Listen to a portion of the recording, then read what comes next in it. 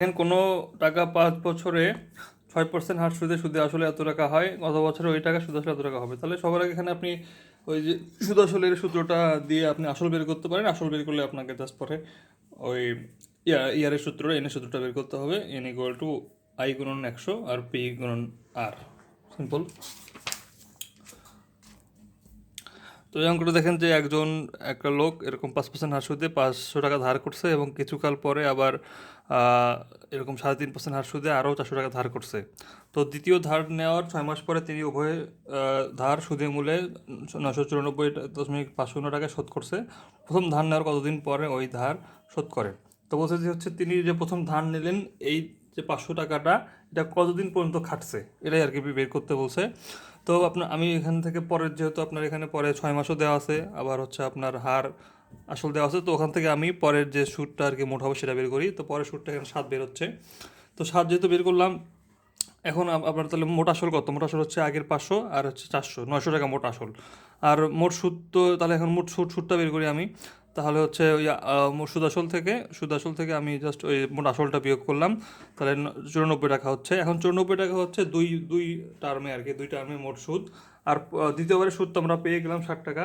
তাহলে এখন ওই 94.50 থেকে 7 বিয়োগ করি, তাহলে প্রথমবারের যে সুদটা সেটা পাবো আমি। তো প্রথমবারের সুদ যখন আমি পেয়ে গেলাম, এখান থেকে সিম্পলি জাস্ট আমি ওই যে এন ইকুয়াল টু আই গুণন 100 আর হচ্ছে পি আর, এই সূত্র দিয়ে আমি এন এর মানটা বের করলাম। অর্থাৎ তিনি 3.5 বছর ওই প্রথমবারের সুদটা আসলটা তিনি খাটিয়েছিলেন।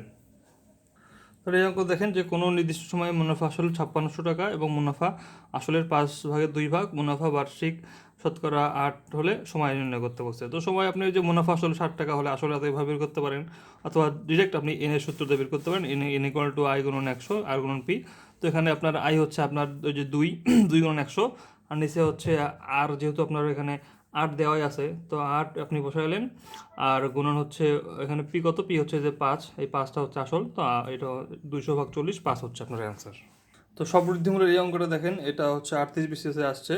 বলছে এরকম 3টা ধাপে এরকম R1 R2 আর 3 পার্সেন্টেজ এরকম হচ্ছে, বলছে যে এরকম 3 বছর শেষে পি টাকার সমূল চক্রবৃদ্ধি নির্ণয় করতে বলছে। ঠিক আছে, তো আপনার এখানে মাথায় রাখতে হবে যে প্রথমবার আপনার হবে পি ইন্টু 1+R1/100, এটা হবে আপনার হচ্ছে 1 বছরের ক্ষেত্রে এটা।